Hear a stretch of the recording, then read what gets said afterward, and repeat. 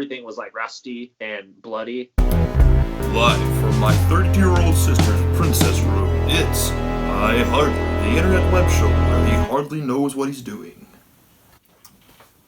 Hey everybody, and welcome to iHardly, the internet web show where I hardly know what I'm doing. Each week I'll be interviewing special guests and trying or doing new and different things.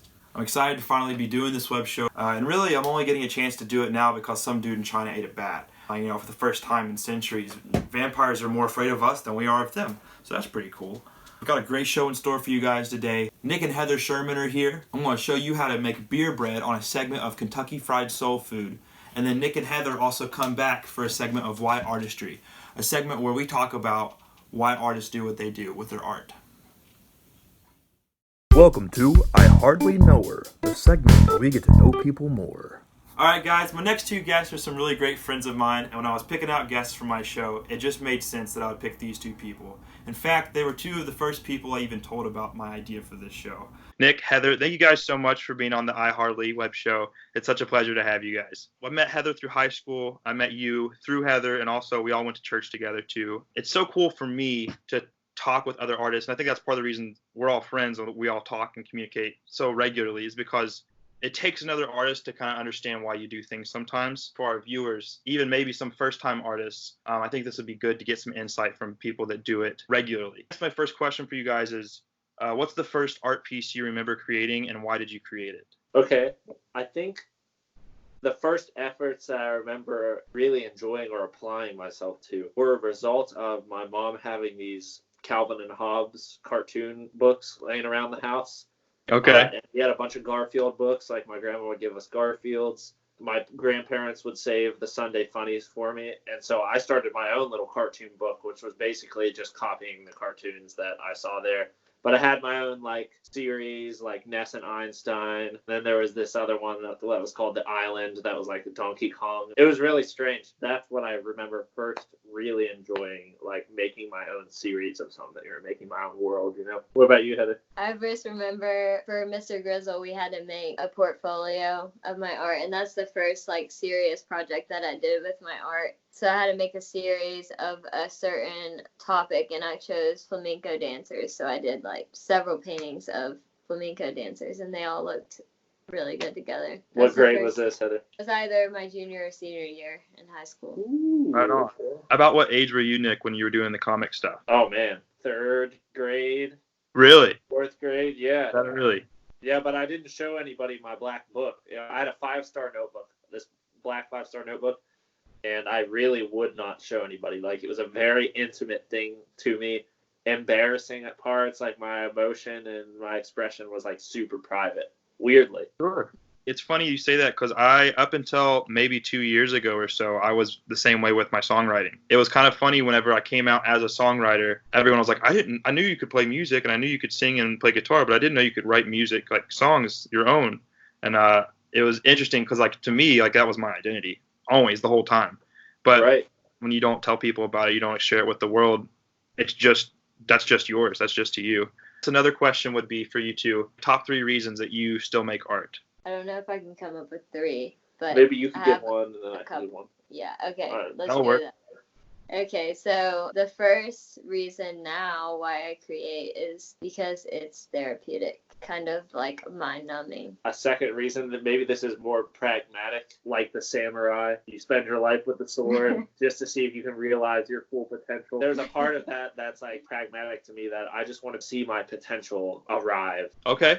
Sure. I think I can resonate with both of those. All artists would agree we wouldn't be doing it if it weren't therapeutic and if it weren't a sense of self-worth even to a certain degree. Right. Because again, like I said earlier, I think a lot of us would say that's our identity. Yeah, I have an engineering degree, but more than that, I'm an artist. I'm an engineer only because of a piece of paper. I'm an artist because of what I do and who I am. You probably see even being an engineer, that part of your artist story somehow, or you see opportunities through your art when you're in that job field, or sure. You're always storytelling, you know what I mean? You always put it kind of in that frame of the songwriter. Yeah, absolutely. I actually wrote Bucky Ain't Listening and 'Cause He's a Stuffed Deer. That whole plot and theme was me on the plant floor realizing how miserable I was. And I was like, oh, that would be kind of funny. and then having that idea. So yeah, 100%. It pops up everywhere. Let's talk about you guys' new ventures in life. You guys are starting a new YouTube web show called Married Artists. Tell me a little bit about that and what that's about. Well, like everybody, feeling quarantined, feeling like this would be a good time now to, like, we've always done kind of behind the scenes footage of client projects that we do for people. Most recently, we did some hand painted signage for Fred's Pizza Express in Portsmouth. We really enjoy the process of our conversations, our push and pull on how to complete the project, and our doubts and our frustrations, our laughing together and just being goofy on the project. We kind of just wanted to show people that and show how marriage works in art and art works in marriage. Yeah. Not being married. I've always fancied if I ever do get married, it'll be to an artist because I think it's too big of a gap. Like I said earlier, you see things differently, you think things differently. The way we tick is just wired different. Which goes into my next question. Do you think each other being artists played into your marrying each other? I think it did have something to do with it. Yeah, we were able to relate on several levels. We met because we were playing soccer, so that was our primary level of connection. And then once we found out that we both enjoyed doing art, we started creating together. We started doing spray painting nights. You just had a lot of creative process, so we were always doing that together. I can't imagine not having that connection. Yeah, you could make an argument. Maybe it's helpful to have overlapping interests. But also, even though Heather and I relate in the things that we like to do, our temperaments are super different. So many times, like, Heather will say something, I will interpret it complete opposite of what she meant. For better or for worse. It's kind of funny because we get to explore how we make art differently. Like, just the other day, I was wanting to jump into doing the lettering on the side of that wood paneling, like, way faster than we were ready for. Like, we hadn't plotted it out enough.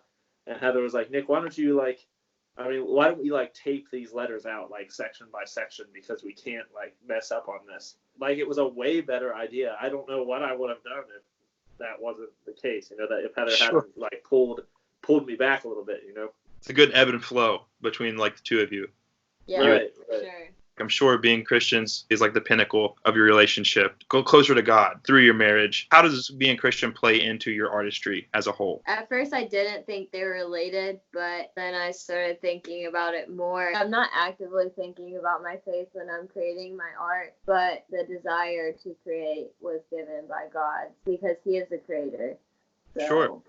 I think that is kind of how it relates. Sometimes in my music, my Christian perspective will play in, but in my art, most of the time I just draw. I think what you said is true. Inevitably, whatever we believe will kind of come out in what we're doing. I always ask myself the question, what justifies me spending so much time on my art? Why don't I just go become a priest or something? How can I serve God best with the capabilities that I have? There's opportunities to see His work in all areas of life. There's opportunities to do good in every effort. All things can be glorifying to Him. And so once I started trying to think about how is my art actually no less fruitful or meaningful than any other kind of occupation, then it started to hit home for me how my faith connects to art. What we believe will inevitably come out in whatever we do. You and a buddy of ours named Meeb have both said similar things. As a songwriter myself, a lot of my music revolves around alcoholism, murder, very sinful, bad things that you shouldn't do. I'm not advocating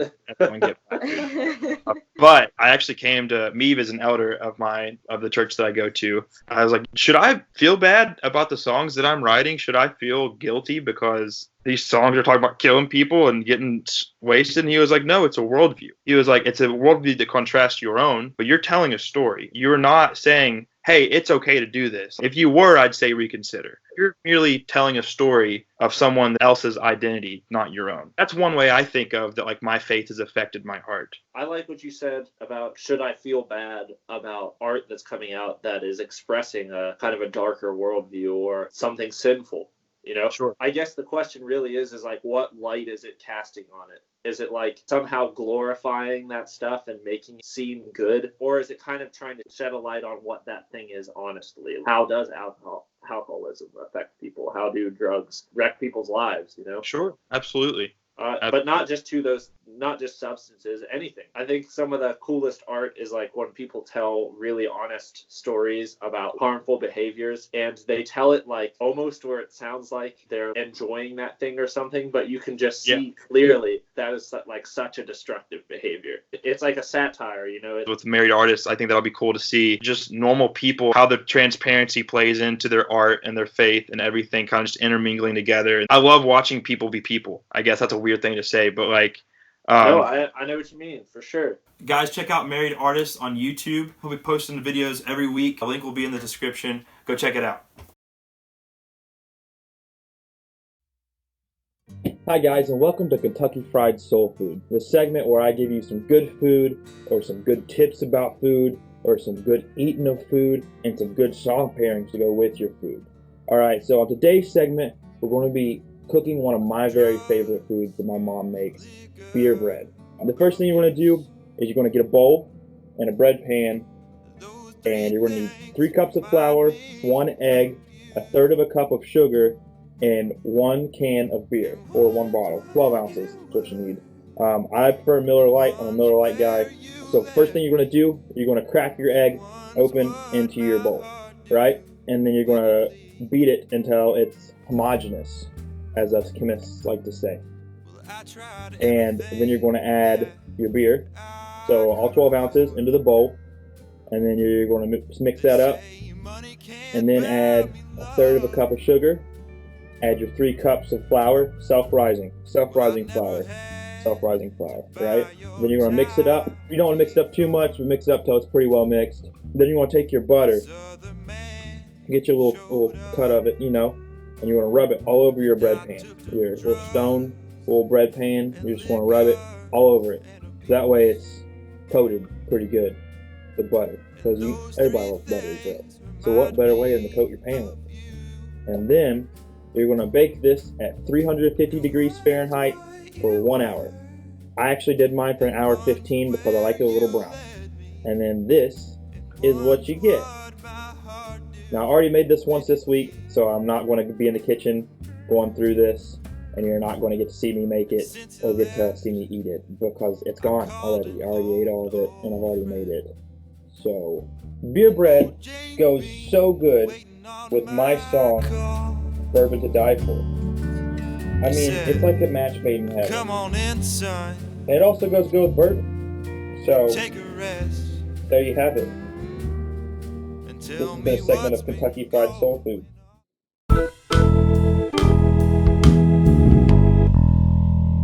So this next segment is called Why Artistry. This is a segment where I invite artists on the show, or maybe even my own art, and we talk about why they did it the way they did it.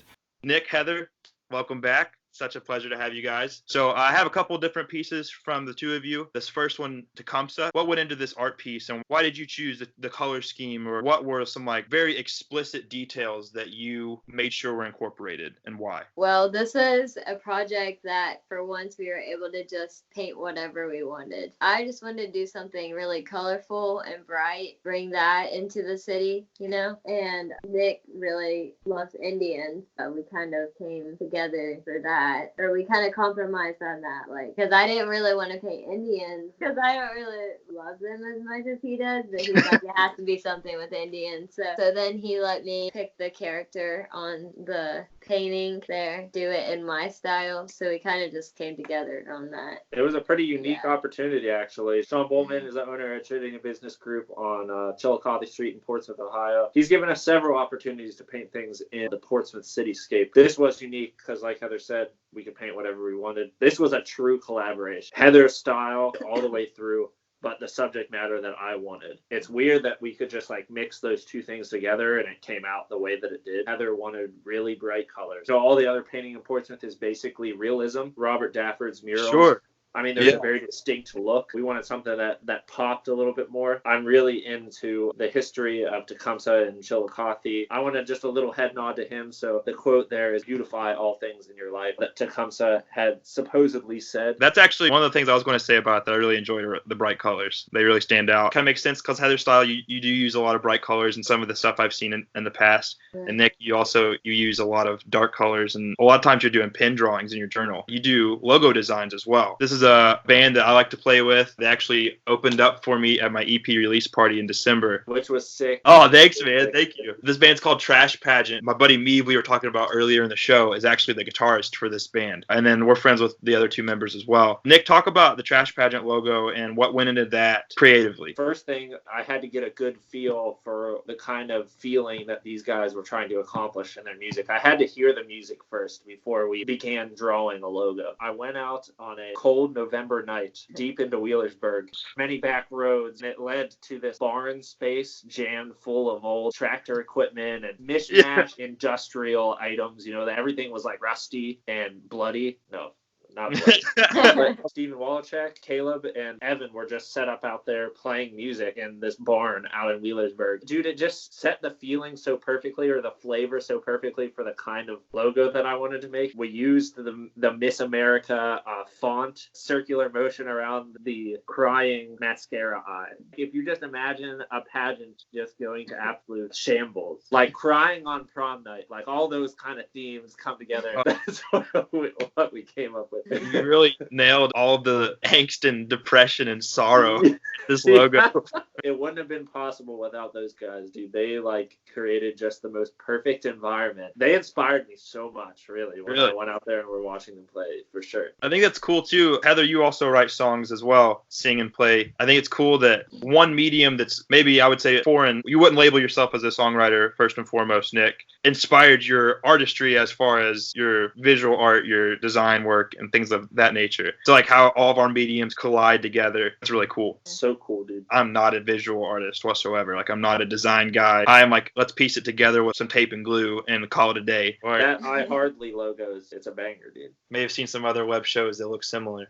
I often run things by you guys, both visually inclined, whereas I am not. Bucky ain't listening. You can probably already tell, but I designed that. It looks like a 3-year-old taped some stuff together, which is kind of like my MO for all that too. You just pack so much meaning into the album. Like I was reading it on the way home from the album release party with Trash Pageant, cracking up, dude. Table of the nutritional information is all just like quirky gags. The hands on the front of Bucky ain't listening. It's in sign language. So like the layers of metaphor and stuff, if you lack some visual aspect, it's made up for with the enthusiasm. You know? Awesome. That's what I go for. If you can't beat the mark, keep making stuff up until you get there. There's a final album that eventually these EPs are going to lead to. So the first two, I don't know how familiar you are with like the whiskey world. For small batches, a lot of times stuff's handwritten. Blanton's is a good example, like single barrel stuff. Like they'll write, this came from this warehouse or stuff like that, and they'll write stuff onto the labels. More mass production stuff like Jim Beam. You'll see that those labels are just probably going through assembly line, just getting taped on. They're a little more clean, but I like the handwritten aspect of the small batch, single barrel kind of stuff. That's why I wanted like the first two EPs just to look super sloppy. Like I did just piece them together. So thank you so much for coming on the show. I really appreciate having you. It's been a blast catching up and talking about art and all the things that we enjoy in life. Guys, be sure to subscribe to their YouTube channel, Married Artists. They're posting new content every week about being married and being artists. And it's just super rad. Stay tuned. Hope you all enjoyed today's episode of iHardly. Please tune in the future. We're hoping to get this up on a weekly basis. Please like and subscribe. And be sure to check out Nick and Heather's channel in the description.